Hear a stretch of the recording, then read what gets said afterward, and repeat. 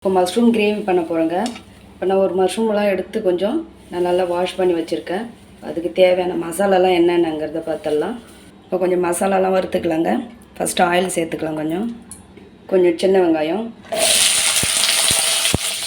கொஞ்சம் இஞ்சி பூண்டு, கொஞ்சம் மிளகு சேர்த்துக்கலாம். சோம்புங்க, ஒரு அரை ஸ்பூன் சோம்பு, இதெல்லாம் சேர்த்து கொஞ்சம் நல்லா வறுத்துக்கலாம். இதில் வந்து பட்டை, லவங்கம், கல்பாசி இருக்குது. அதையும் எண்ணெயிலே சேர்த்து வறுத்துக்கலாம். ஒரு 2 தக்காளி கட் பண்ணி வச்சுருக்கேன், அதையும் சேர்த்துக்கலாம். கொஞ்சம் இது எல்லாத்தையும் சேர்த்து கொஞ்சம் நல்லா வதக்கிக்கலாங்க. இன்னும் கொஞ்சம் வதங்கணும். இப்போ வதங்கிடுச்சுங்க. இவ்வளோ வதங்கினா போனால் ஆஃப் பண்ணி ஆற வச்சுக்கலாம். இந்த மசாலாலாம் மிக்சியில் சேர்த்து அரைச்சிக்கலாங்க. அது கூடவே கொஞ்சம் தேங்காய், துருவின தேங்காய், இப்போ வந்து ஊற வச்சுருந்தேன். ஒரு 10 முந்திரி, கொஞ்சம் ஒரு அரை ஸ்பூன் கசகசா, இதெல்லாம் ஒரு 10 நிமிஷம் ஊற வச்சுருந்தேன். அதையும் இதோடு சேர்த்துக்கலாம். சேர்த்து பறைச்சிக்கலாம். கொஞ்சம் எண்ணெய் சேர்த்துக்கலாங்க. கொஞ்சம் சீரகம் சேர்த்துக்கலாம். இப்போ 2 ஆனியன் கட் பண்ணி வச்சுருந்தேங்க, பொடியாக கட் பண்ணி வச்சுருந்தேன். அதையும் சேர்த்துக்கலாம். இது கொஞ்சம் வதக்கி விட்டுக்கலாம். கருவேப்பிலை நாள் சேர்த்துக்கலாங்க. கொஞ்சம் இஞ்சி பூண்டு பேஸ்ட்டு சேர்த்துக்கலாம். ஏற்கனவே மசாலாவில் நம்ம இஞ்சி பூண்டு எல்லாமே சேர்த்து வதக்கி அரைச்சிருக்கோம். அதனால் இதில் கொஞ்சமாக சேர்த்துக்கலாம்.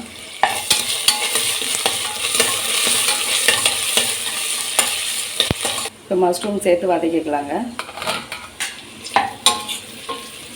இது ஒரு 2 நிமிஷம் நல்லா அதில் இருக்கிற அந்த தண்ணி எல்லாம் கொஞ்சம் ட்ரை ஆகிற வரையும் ஒரு 2 நிமிஷம் வதக்கிக்கலாம். கொஞ்சம் உப்பு சேர்த்து வதக்கிக்கலாங்க. நான் வந்து ஒரு உருளைக்கிழங்கு வந்து கட் பண்ணி வச்சுருக்கேன், அதையும் இதில் சேர்த்து வதக்கலாம். உருளைக்கிழங்கு, மஷ்ரூம், இதுவும் கொஞ்சம் நேரம் கொஞ்சம் வதங்கட்டும். வதங்கிடுச்சுங்க. இப்போ நம்ம அரைச்சி வச்சுருந்து இந்த பேஸ்ட்டும் இதில் சேர்த்து நல்லா வதக்கலாம். கொஞ்சம் ஒரு ஸ்பூன் மிளகாத்தூள் சேர்த்துக்கலாங்க. கொஞ்சம் காஷ்மீரி மிளகாத்தூள், ஒரு ஸ்பூன் கரம் மசாலா, கொஞ்சம் மஞ்சள்தூள், கொஞ்சம் மல்லித்தூளும் சேர்த்துக்கலாம். இதெல்லாம் சேர்த்து கொஞ்சம் நல்லா மிக்ஸ் பண்ணி விட்டுக்கலாம். இதில் வந்து தண்ணி சேர்த்துக்கலாங்க. உங்களுக்கு காரம் எவ்வளோ தேவையோ அந்த அளவுக்கு தேவையான அளவுக்கு சேர்த்துக்கலாம். கொஞ்சம் அதிகமாகவோ இல்லை கம்மியாகவோ பாருங்கள். இவ்வளோ தண்ணி போதும். இப்போ கிரேவிங்கிறதுனால தண்ணி கொஞ்சம் கம்மியாகவே வச்சுக்கலாம்.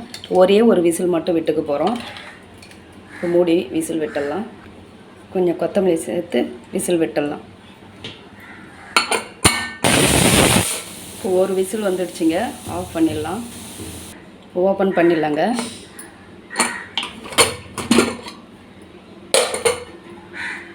பாருங்கள், நல்லா கிரேவியாக நல்லா இருக்குது. இது வந்து பூரி, சப்பாத்தி, ஒயிட் ரைஸ், இட்லி, தோசை, இது எல்லாத்துக்குமே சேர்த்து சாப்பிட்லாம். ரொம்ப சூப்பராக இருக்கும். இந்த வீடியோ உங்களுக்கு பிடிச்சிருந்தால் லைக் பண்ணுங்கள், ஷேர் பண்ணுங்கள், சப்ஸ்கிரைப் பண்ணுங்கள். தேங்க்யூ.